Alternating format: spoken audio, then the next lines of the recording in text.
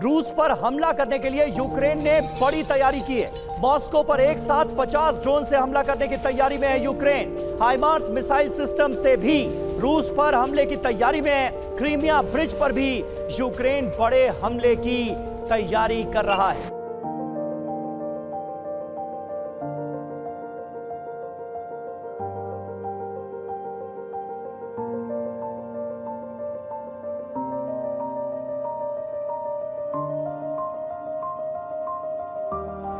और देखिए, इस बीच एक और बड़ी खबर है। नेदरलैंड यूक्रेन को देगा अमेरिकी F-16 लड़ाकू विमान।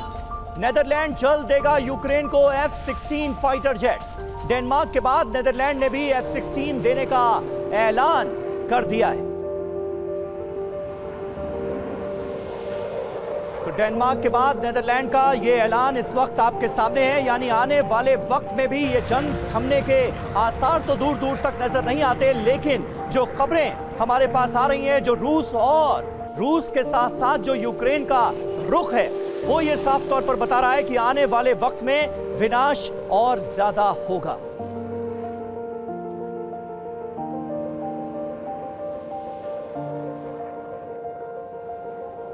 और हमारे साथ प्रोफेसर अमिताभ भी मौजूद हैं। प्रोफेसर अमिताभ, किस तरह से आप देखते हैं इस डेवलपमेंट को, क्योंकि रूस और यूक्रेन दोनों की तैयारी क्या है ये हमने आपको बताया, दिखाया, और ये तो साफ तौर पर नजर आ रहा है कि कहीं दूर दूर तक शांति के कोई आसार तो है नहीं। बिल्कुल समीर, अगर आप इस पूरे कोर्स में देखें जो सवा दो साल से युद्ध चल रहा है, उसमें आप पाएंगे कि यूरोप ने कई सारी बाउंड्री जो थी उसको ब्रीच किया। अगर आप जर्मनी का इवोल्यूशन देखें इस वॉर में कैसे हुआ, वो कहता था हम हेलमेट देंगे, अब वो लेपर्ड टैंक्स दे रहा है।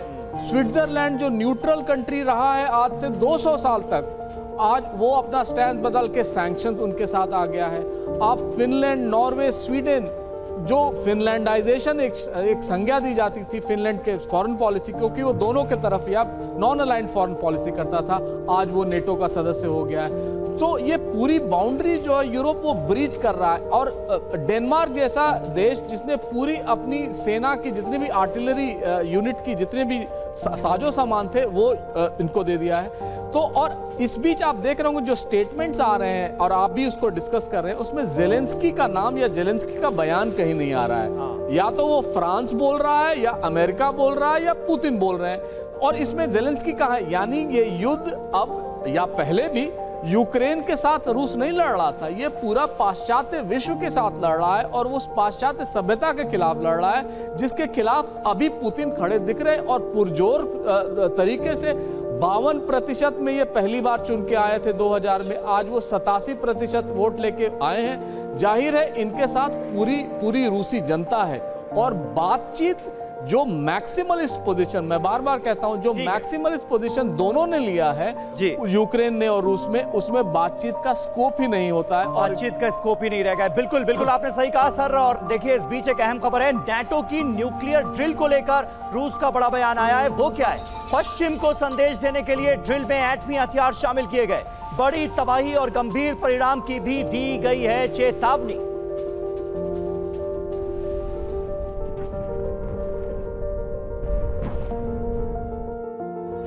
देखिए, विध्वंसकारी तैयारियां नजर आ रही हैं 9 मई को लेकर। पुतिन की जो परमाणु तैयारी है उससे जुड़ी अहम डिटेल अब आपके सामने। 9 मई को है क्या रूस का विजय दिवस? पुतिन ने क्या किया? परमाणु हथियारों से शक्ति प्रदर्शन, टैक्टिकल न्यूक्लियर हमले की ट्रेनिंग सीधे तौर पर शुरू हो गई है। अब यार्स परमाणु मिसाइल की तैनाती की गई है। इसे एक बड़ी तैयारी के तौर पर देखा जा रहा है। हजारों रूसी सैनिकों की परेड की तस्वीरें हमने देखी। विध्वंसकारी युद्धपोतों की तैनाती कर दी गई है। ये तमाम तैयारियां आने वाले वक्त के लिए क्या इशारा दे रही हैं, ये अपने आप में बड़ा सवाल है। समी मोटवानी हमारे साथ इस वक्त मॉस्को से मौजूद हैं। समी साहब, किस तरह से देखा जाए, क्योंकि ऐसा लग रहा है कि बड़ी जंग के लिए रूस आने वाले वक्त के लिए खुद को तैयार करता हुआ नजर आ रहा है, क्या हो सकता है? और उसी में अगर इस खबर को जोड़ दिया जाए कि जेलेंस्की को मोस्ट वांटेड की लिस्ट में शामिल किया गया है रशिया की तरफ से। ये हमारे लिए भी एक न्यूज है।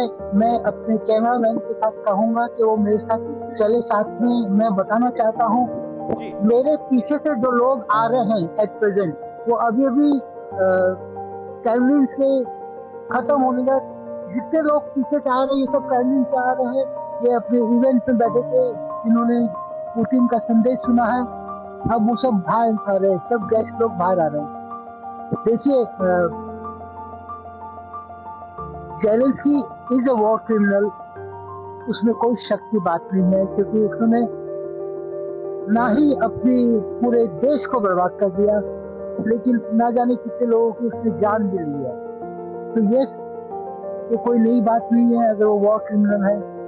आज दो भाइयों को बीच में लड़ाने में किससे बड़ी कामयाबी हासिल की, ये है प्रेसिडेंट जेलेंस्की की वजह से, जहाँ पे दो भाई लोग लड़ पड़े। ये जंग बहुत आगे तक चलेगी। सब जानते हैं जब तक यूक्रेन एक रोड लॉक कंट्री नहीं बनता, उसे ये वॉर कभी खत्म ना होगा। तो ये आगे बहुत कुछ होने वाला है। और जहाँ तक मेरा ख्याल है, पुतिन नहीं चाहता कि जंग 2 दिन में खत्म हो जाए। अगर वो चाहता तो बहुत पहले ही खत्म कर देता, लेकिन बहुत आगे तक जंग चलने वाली है, क्योंकि उसमें किसी चाहते कि ज्यादा नुकसान ना हो जान माल का।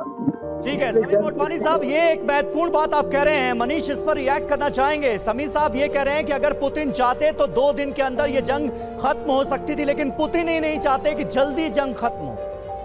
देखिए 2 दिन में तो नहीं, लेकिन हो सकता है 2 महीने में ये जंग खत्म हो जाती। वैसे एक 10 दिन का भी फिगर आया था जब पहली बार 24 फरवरी 2022 को ये युद्ध शुरू हुआ था, तो कहा गया था कि रूस 10 दिन में खत्म कर देगा।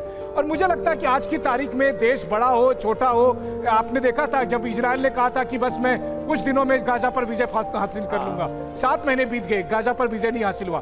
आज 2.25 साल से लड़ाई चल रही है यूक्रेन के साथ, ये युद्ध खत्म नहीं होगा। युद्ध खत्म कैसे होगा? आप पीछे से हथियारों की सप्लाई होती रही है, तो यूक्रेन तो महज एक कुरुक्षेत्र है। जब तक वहां पर पश्चिमी देशों के हथियार आते रहेंगे, ये युद्ध चलता रहेगा। अल्टीमेट गोल क्या है? अल्टीमेट ये है कि रूस बनाम नाटो की जंग, और अगर ये जंग होती है तो फिर जिस महातबाही की आशंका हम लोग जता रहे हैं वो अवश्य भावी दिखती है, क्योंकि रूस और नाटो दोनों परमाणु संपन्न ताकत है। बिल्कुल बिल्कुल सही कहा आपने मनीष, और इसीलिए ये बहुत क्लोजली नजर रखनी पड़ेगी कि 24 से 48 घंटे जो अगले हैं वो बहुत इंपॉर्टेंट है, क्या होने वाला है।